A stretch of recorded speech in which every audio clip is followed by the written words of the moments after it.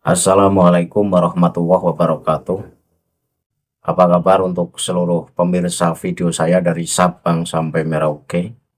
Semoga selalu diberi keberkahan rahmat, dimudahkan segala urusannya, dimudahkan rizkinya, serta diberi hidayah oleh Allah Subhanahu wa Ta'ala untuk orang-orang yang belum mendapatkannya.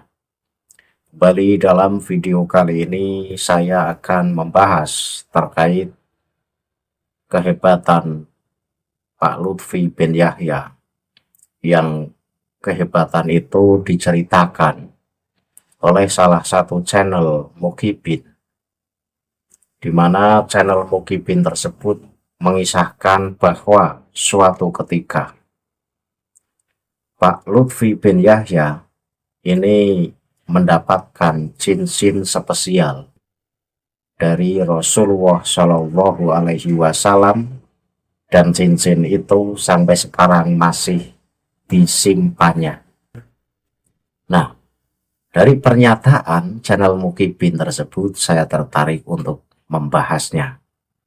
Namun sebelum masuk pada pembahasan, untuk seluruh penonton dari manapun berada yang belum subscribe channel saya, silahkan tekan tombol subscribe, kemudian like, serta share video ini ke teman-teman kalian semua agar yang belum tahu menjadi tahu. Yakinlah bahwa munculnya channel ini semata-mata untuk mengedukasi kepada seluruh muslim di Indonesia agar tidak terjerat oleh doktrin-doktrin sesat yang dilancarkan oleh orang-orang atau golongan yang mengklaim dirinya sebagai cucu Rasul dengan mengatasnamakan agama. Selanjutnya saya akan tampilkan video yang saya ambil dari channel Mukibin, di mana video ini durasinya agak panjang, ada 5 menit. Tetapi simak sampai selesai agar tahu cerita lengkapnya. Silahkan penonton simak baik-baik video yang akan tayang berikut ini. Pernah suatu hari, Habib Lutfi bercerita tentang pengalaman beliau yang mungkin hanya bisa dialami oleh orang-orang pilihan saja. Habib Lutfi bercerita bahwa dulu saat beliau melaksanakan ibadah haji dan hendak kembali ke tanah air, tiba-tiba hatinya merasa tidak tenang, gelisah, tidak tahu apa sebabnya. Padahal posisi Habib Lutfi saat itu sudah mau pulang dan telah memperoleh jatah kursi pesawat yang khusus untuk kembali lebih awal ke tanah air.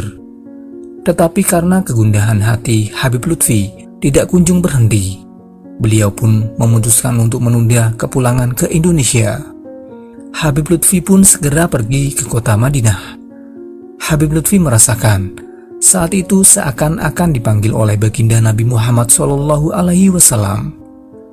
Maka Habib Lutfi segera pergi dari Jeddah menuju ke Madinah bersama jamaah haji.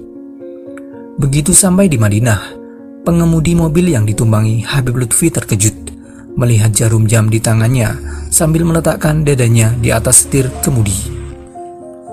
Lalu berucap subhanallah. Rupanya sopir itu baru menyadari bahwa perjalanan yang baru saja ditempuh membawa Habib Lutfi itu begitu cepat dan singkat. Perjalanan yang biasanya memakan waktu 7 hingga 8 jam saat itu hanya ditempuh dalam waktu sekian jam saja. Padahal dia telah mengendarainya sesuai dengan perintah dari Habib Lutfi bin Yahya agar tidak lebih dari kecepatan 80 hingga 90 meter per jam. Begitu sampai di hotel, Habib Lutfi pun langsung mandi, ganti baju yang bersih, dan setelah itu langsung pergi menuju Masjid Nabawi dan ke makam Rasulullah. Setelah cukup lama melakukan sholat dan bermunajat di hadapan makam baginda Nabi Muhammad SAW, Habib Lutfi segera kembali ke hotel untuk beristirahat. Namun ketika mau keluar dari Masjid Nabawi menuju hotel, tidak jauh dari pintu Masjid Nabawi, tiba-tiba terlihat oleh Habib Lutfi sebuah toko perhiasan atau toko cincin. Karena Habib Lutfi sebelumnya memang menyukai cincin dan batu permata, maka hati beliau pun tiba-tiba tersentuh dan ingin melihatnya. Maka Habib Lutfi pun segera mendatangi toko tersebut dan masuk ke dalamnya. Begitu masuk ke toko itu, Pemilik toko melihat Habib Lutfi langsung datang menghampiri beliau, lalu menyuruh keluar semua orang yang berada di dalam toko tersebut, seraya mengatakan, "Aku akan melayani tamu istimewaku ini, tolong Anda sekalian keluar." Maka keluarlah semua orang yang ada di dalam toko tersebut, dan hanya tinggal Maulana Habib Lutfi bin Yahya saja di dalam toko bersama penjual batu permata tersebut. Kemudian si penjual batu permata itu menggandeng tangan Habib Lutfi menuju sebuah tempat dan membukakan sebuah lemari kaca yang ada di dalamnya berisi sebuah cincin permata yang sangat istimewa. Begitu diambil dan dilihat, memang betul itu adalah cincin permata yang sangat istimewa. Dan si penjual batu permata itu pun berkata kepada Habib Lutfi, "Aku berikan cincin permata ini untukmu sebagai hadiah," ucap sang pemilik toko. Mendengar itu, Habib Lutfi pun terkejut dan beliau berkata, "Jangan, gak usah, ini aku beli saja." "Berapa harganya?" ucap Habib Lutfi. Tapi si penjual itu tetap menjawab, "Tidak, karena yang memberi hadiah ini sebenarnya adalah sang pemilik kubah warna hijau di atas." Sambil tangannya menunjuk kubah warna hijau yang berada di atas makam baginda Nabi Muhammad SAW. Di situ sangat terlihat jelas Habib Lutfi pun paham, dan tanpa banyak kata, Habib Lutfi pun langsung mengucapkan terima kasih dan segera kembali ke hotel. Keesokan harinya, beberapa jamaah yang ikut rombongan beliau penasaran ingin tahu toko tersebut dan ingin membeli cincin yang sama dengan Habib Lutfi. Maka mereka pun segera pergi ke tempat toko cincin tersebut. Tapi subhanallah, apa yang terjadi? Mereka sudah mencarinya ke sana kemari, tetapi toko tersebut sama sekali tidak ada. Dan ternyata toko perhiasan yang semalam didatangi oleh Habib Lutfi sekarang telah berubah menjadi toko pakaian keesokan harinya. Habib Lutfi bin Yahya juga menyempatkan untuk singgah ke rumah Abuya Sayyid Muhammad Alwi Al-Maliki dan ditanya, "Mana cincin permata yang kamu peroleh kemarin? Mana cincin permata yang kamu peroleh kemarin dari baginda Nabi?" tanya Abuya Sayyid. Rupanya Abuya Sayyid Muhammad Alwi Al-Maliki sudah tahu dan telah dikabari secara langsung oleh Rasulullah SAW sebelumnya. Begitu cincin tersebut dikeluarkan oleh Habib Lutfi dan beliau serahkan kepada Abuya Sayyid Muhammad Alwi Al-Maliki, maka cincin itu pun langsung dicium oleh Abuya dan beliau letakkan di kedua mata dan tubuh beliau. Hingga sekarang, kata Habib Lutfi bin Yahya, cincin permata tersebut masih ada dan masih beliau simpan. Baru saja kita menyaksikan bersama sebuah cerita di mana Habib Lutfi bin Yahya ini suatu ketika menunaikan ibadah haji. Suatu ketika Habib Lutfi ini seharusnya sudah pulang, bahkan sudah mendapat tiket pulang, tapi hatinya gundah sehingga kepulangannya diundur. Kemudian Habib Lutfi pada intinya kemudian ziarah ke makam Rasulullah. Setelah ziarah ke makam Rasulullah, Pak Lutfi bin Yahya kemudian melihat toko perhiasan yang di sana menjual batu permata. Habib Lutfi akhirnya tertarik untuk mampir ke toko permata tersebut. Setelah Habib Lutfi bin Yahya ini sampai di toko tersebut, justru pemilik toko itu mengusir seluruh pembeli yang akan beli. Habib Lutfi diistimewakan diajak masuk ke dalam dan diperlihatkan cincin yang begitu istimewa. Dan cincin itu diberikan secara gratis kepada Pak Lutfi bin Yahya. Pak Lutfi menolak, tapi pemilik toko berkata bahwa cincin itu adalah titipan dari Rasulullah Shallallahu Alaihi Wasallam. Akhirnya Pak Lutfi menerima cincin tersebut. Dan sesampainya mendapat cincin itu, Pak Lutfi mampir ke rumah Sayyid Muhammad Alwi Al-Maliki. Nah, setelah sampai di rumah Sayyid tersebut akhirnya menanyakan ke Pak Lutfi bin Yahya, seperti apa cincin yang Rasulullah berikan? Seperti apa cincin yang Rasulullah berikan? Ini nampaknya Rasulullah ini sudah memberitahu kepada Sayyid Alwi Al-Maliki terkait cincin yang akan diberikan kepada Pak Lutfi bin Yahya. Dari cerita ini saya gimana ya? Mau husnudon itu benar, tapi rasanya tidak mungkin. Seorang Rasulullah mendatangi umatnya, kemudian hanya sekedar menitipkan cincin. Ini fungsinya apa? Itu jika memang benar-benar terjadi. Di sisi lain, ulama-ulama terkemuka mengatakan bahwa Rasulullah ini menampakkan diri dengan jasad seperti halnya manusia yang masih hidup. Dan kemudian kita bisa berjumpa dalam kondisi yang nyata, ini juga tidak mungkin. Ini saya jujur tidak bisa menerima cerita semacam itu. Jangan-jangan cerita itu adalah cerita yang dibuat, kemudian diceritakan kepada mukibinya agar cerita itu menjadi heboh, sehingga orang-orang makin salut kepada Pak Lutfi bin Yahya. Orang-orang menjadi makin takzim kepada Pak Lutfi bin Yahya, dan orang-orang makin memuliakan Pak Lutfi bin Yahya dan yakin seyakin-yakinnya bahwa Pak Lutfi bin Yahya adalah cucu Rasul beneran. Karena begitu remehnya. Andaikan benar Pak Lutfi bin Yahya mendapat cincin dari Rasulullah, tentu tidak mungkinlah diceritakan kepada mukibin. Tentu itu menjadi rahasia. Pemberian Rasulullah kok kayak barang eceran diumbar. Nah ini kan berarti di situ ada skenario. Cerita itu cerita bikinan, kemudian sengaja disampaikan kepada para jamaahnya. Ya tentu agar mendapat pandangan baik dari para muhibinya. Nah, dari cerita yang saya temukan ini, inilah bukti bahwa Pak Lutfi bin Yahya ini memang suka bohong. Membuat cerita-cerita yang cerita itu ya intinya mengunggulkan dirinya sendiri.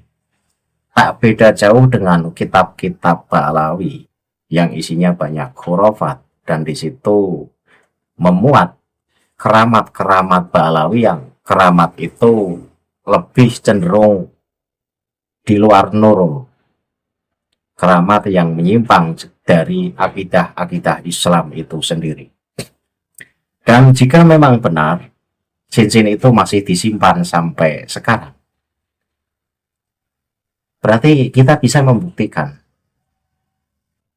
Dalam arti cincin itu kan masih ada di tangan Pak Lutfi bin Yahya. Cincin pemberian Rasulullah kan, kata channel yang tadi videonya saya ambil itu kan cincinnya sampai sekarang masih disimpan. Seperti apa cincinnya? Jangan-jangan ya cincin biasa, cincin beli di toko-toko cincin, kemudian di framing bahwa cincin itu adalah pemberian Rasulullah. Karena saya yakin seyakin-yakinnya Rasulullah itu tidak remeh. Masa iya Rasulullah menjumpai umatnya hanya sekedar memberi cincin? Orang presiden saja kunjungan ke suatu wilayah, ini tentu ada maksud dan tujuan yang besar.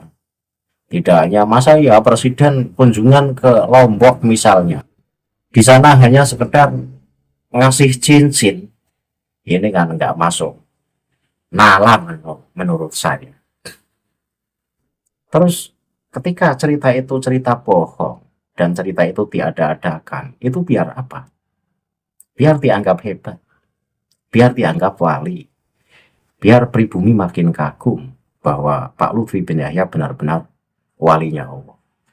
Ingat loh, wali Allah itu alim, wali Allah itu ya tidak suka bohong, wali Allah itu tidak suka memalsu sejarah, wali Allah juga tidak suka memalsu kuburan-kuburan. ketika kelakuan wali Allah kemudian di situ cenderung melenceng dari ajaran-ajaran Rasulullah, yaitu bukan wali Allah. Itu bukan wali Allah. Terus disebut wali, itu siapa yang pertama kali mengatakan Pak Lutfi wali? Karena layak riful wali ilal wali. Ya kalau dari mulut ke mulut kemudian dikatakan Pak Lutfi bin Yahya wali, ini yang mengatakan berarti kan sama-sama wali. Padahal antara wali A dan wali B ini saling menjaga rahasia, tidak akan pernah membongkar kewalian seseorang kecuali ada hal-hal tertentu. Tetapi pada umumnya kewalian A dan kewalian B ini akan saling menjaga statusnya. Dijaga, nggak diajarkan.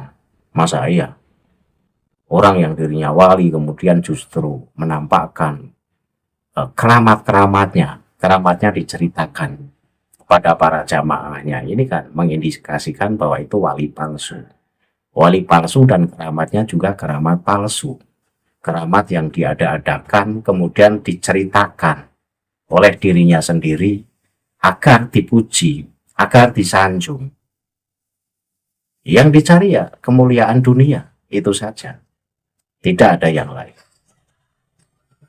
Hati-hati Pak Lutfi, agama jangan dijadikan kedok belaka. Ketika agama hanya dijadikan kedok untuk melampiaskan nafsu hajatnya, maka Allah murka, Nabi Muhammad murka. Itu yang perlu diingat. Karena bagi orang yang nalarnya waras, orang yang akalnya waras, tentu tidak akan mudah percaya dengan cerita-cerita semacam itu. Masa iya Rasulullah nitipin cincin ke penjual permata, ke toko permata, dan toko permatanya juga toko permata goib itu, karena setelah keesokan harinya dicari, ini toko permata itu nggak ada, sudah berubah menjadi toko pakaian katanya. Nah ini kan cerita sudah sulit dinalar semua. Jadi yang dititipi akek juga makhluk goib, terus Rasulullah kapan nitipkannya ke penjual akek atau penjual permata juga kapan. Kemudian Rasulullah kok koper-kopernya mau ngasih cincin ke Pak Lutfi bin Yahya, bilang dulu kepada Sayyid Alwi Al-Maliki. Ini kan sebuah cerita yang sudah diskenariokan. Ini cerita yang bohongnya kelihatan banget. Saya nggak percaya. Ya silakan jika masih ada yang percaya dengan kehebatan-kehebatan itu. Tapi yang saya pegang adalah bahwa orang yang dekat dengan Tuhannya, orang yang alim dan orang yang benar-benar wali, ini tidak suka mengumbar kemuliaannya, tidak suka mengumbar keramatnya. Keramat itu ya disimpan. Keramat itu muncul itu semata-mata dari Allah, tidak bisa direncana oleh kita. Nah kalau keramat kok bisa direncana, ya ini ya bukan keramat, itu ilmu perdukunan. Saya nggak mau husnudon, karena seringkali husnudon itu justru membawa malapetaka. Bukti yang nyata sekarang ini saja kan, kita husnudon kepada PBNU, kepada Pak Kiai Haji Yahya Khalil Stakuf, kepada Pak Miftahul Ahyar. Pada nyatanya kan sekarang digeledah KPK. Terindikasi mendapat aliran dana kuota haji. Lah ini kan husnudon ini husnudon yang bukan pada tempatnya. Kita harus mencurigai, kita harus meneliti. Kita jangan gampang husnudon untuk hal-hal yang memang tidak perlu dihusnudoni. Akibatnya apa? Akibatnya ya NO ini sekarang tercoreng. Pimpinan NO sekarang digeledah KPK, itu apa nggak memalukan? Ya maka saya sangat setuju dengan sebuah pernyataan dari Kiai Ubaidillah Tamamunji. Beliau menyampaikan dengan menangis sangat sangat marah, tapi marah dalam hati sehingga marahnya itu sampai nangis. Itu memohon agar Pak Kiai Haji Yahya Khalil Stakuf dan Pak Kiai Miftahul Ahyar itu turun dari jabatannya. Jangan mencoreng NU. Biar nanti dijawab oleh penggantinya. Sebab ketika nanti yang menjawab adalah PBNU, itu mencoreng nama baik NU itu sendiri. Saya setuju dengan pernyataan Pak Kiai Ubaidillah Tamamunji. Turun PBNU, turun Pak Kiai Haji Miftahul Ahyar. Nah, itulah salah satu contoh jika kita gampang husnudon. Maka saya juga tidak akan husnudon dengan cerita dari Muhyiddin yang mengatakan bahwa Pak Lutfi bin Yahya ini mendapat cincin dari Rasulullah pada saat melaksanakan ibadah haji. Dan apa yang saya sampaikan ini semoga bermanfaat kepada seluruh penonton, bahwa kita menjadi muslim itu jangan gampang percaya dengan cerita-cerita yang kita tidak tahu kebenarannya. Jadilah muslim yang cerdas, jadilah muslim yang teliti, jadilah muslim yang jeli. Dan saya akhiri kajian ini. Akhirul kalam, billahi taufiq wal hidayah. Wassalamualaikum warahmatullahi wabarakatuh. Salam maras untuk seluruh muslim di Indonesia.